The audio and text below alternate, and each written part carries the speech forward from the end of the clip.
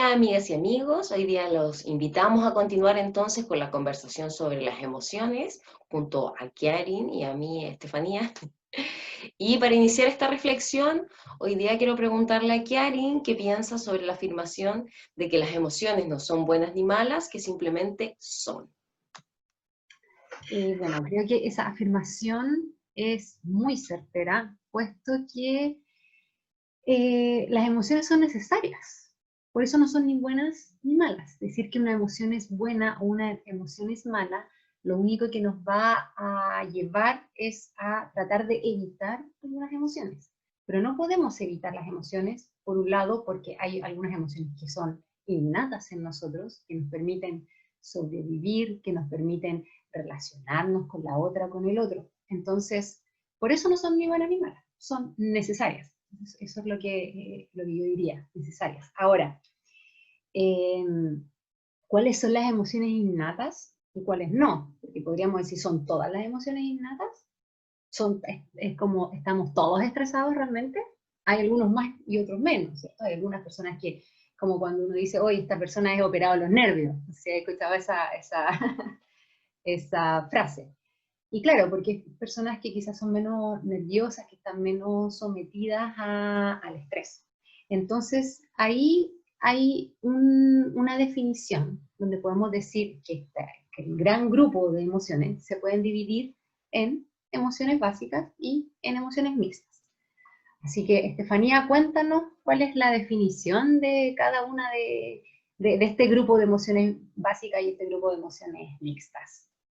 Bien, como hace 2 semanas atrás hacíamos nuestro primer video y en él entonces habíamos reflexionado en torno a una autora que se llama Susana Bloch, que es una psicóloga, neurocientista, ¿verdad? Y que ya ha hecho una investigación sobre el tema de las emociones, que la ha publicado en diferentes libros. Y bueno, ella dentro de esta investigación, ella plantea, ¿verdad?, que existen emociones básicas y emociones mixtas, y lo que ella dice es que en el fondo las emociones básicas son aculturales, asociales, ahistóricas. Y en oposición entonces las mixtas son, no son universales, son sociales, son culturales, son históricas, ¿no? Y tienen que ver con el propio individuo.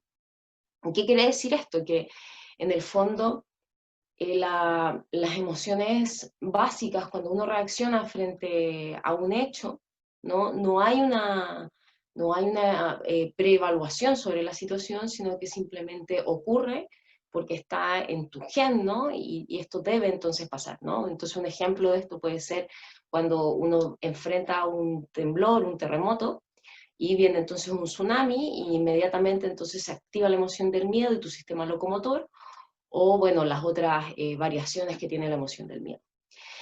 Distinto es, ¿verdad?, cuando la emoción del miedo ya reacciona frente a otras situaciones, como podría ser que yo siento miedo, ¿verdad?, a mi jefe, que era algo que conversamos, parece, en el video pasado, y entonces ahí ya tiene que ver con mi historia personal, qué es lo que yo he vivido, cómo yo sitúo entonces a la persona de la autoridad, cómo también mi contexto social, laboral, instala entonces esta relación, y entonces ahí ya aparece otro factor, ¿no? Y muchas veces entonces puede aparecer como una emoción mixta, que no es quizás el puro miedo, sino que es un poco de miedo con quizás un poquito de rabia, y está muy contenido, y entonces podríamos quizás llamarle estrés. Y así, ¿no? Estefanía, y por ejemplo, la emoción de la angustia, una emoción que está bien presente hoy día, ¿cierto? Como que el encierro parece que genera harta angustia.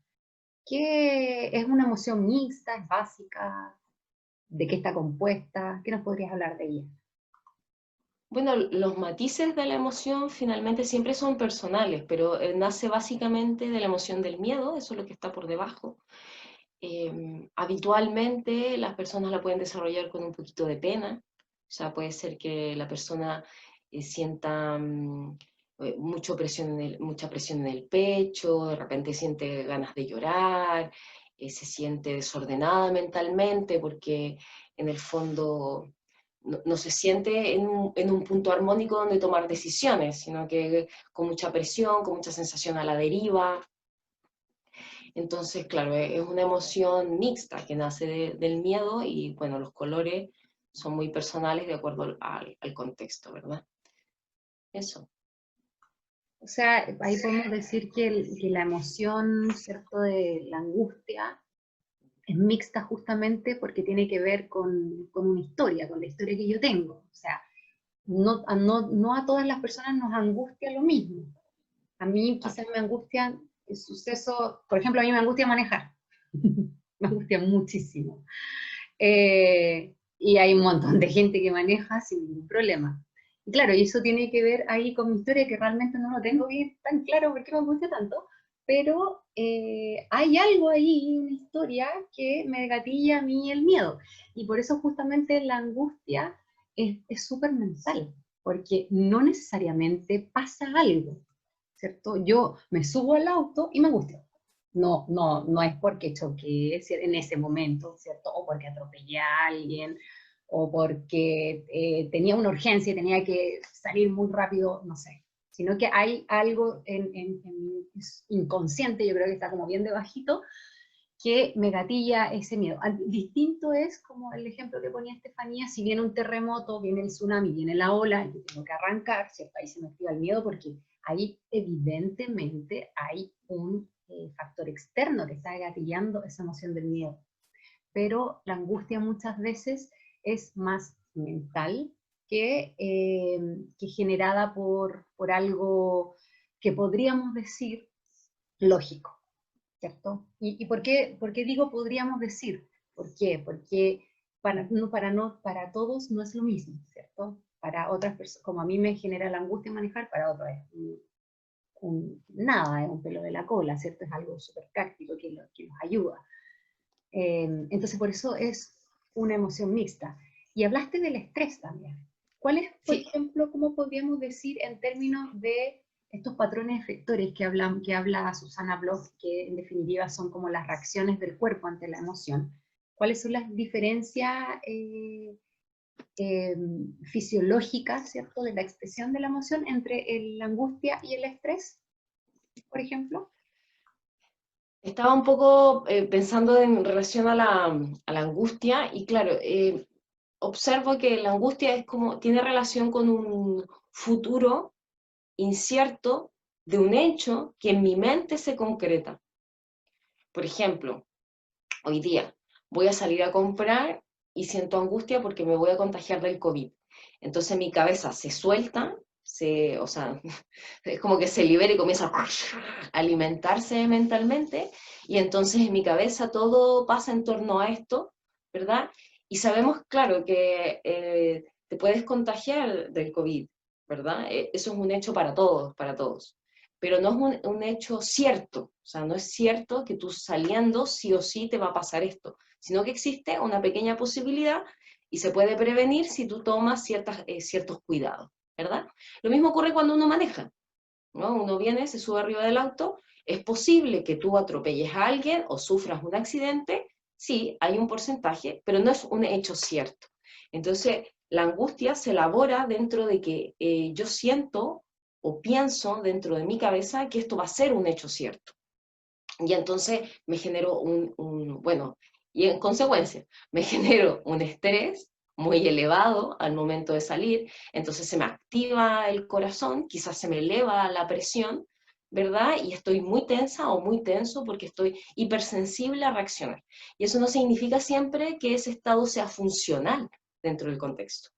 A veces ese estado, dentro de este contexto, que claro, es de cuidado, pero no es extremo, me puede generar una sobrereacción frente a las situaciones y puedo realmente sí generar un accidente o una situación, pero o una situación difícil, por esta situación previa que me he generado, que es a partir de la mente, ¿no? Que es a partir de la mente y del pensamiento.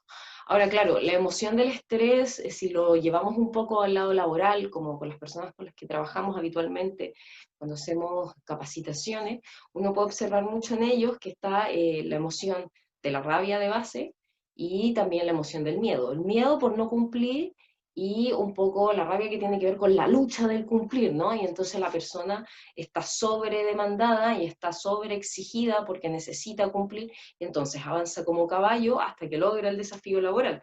Ahora, esto no significa que sea bueno. Ahora, sabemos también por otros autores que existe el estrés positivo y el estrés negativo, ¿no? El distrés, ¿cómo es la palabra? El distrés, claro, existe el distrés. Claro, que tiene un punto, ¿verdad?, de actividad, que te coloca funcional y al servicio de cumplir un objetivo, pero que no alcanza a hacerte daño realmente a ti como persona.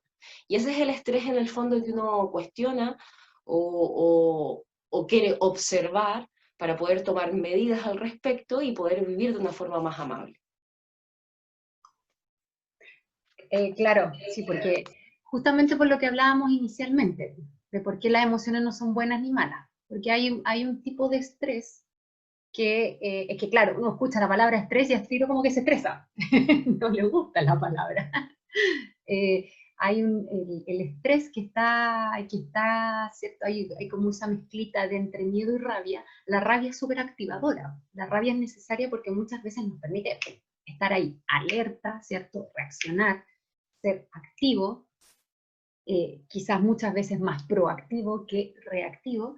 Entonces, por eso también es necesario tener este impulso que en esta definición se le dice distrés, que es como este estrés positivo que te permite activar, que te permite hacer, que tiene que ver con el hacer y no tiene que ver con el quedarse aquí en la mente, ¿cierto? Elucurando ideas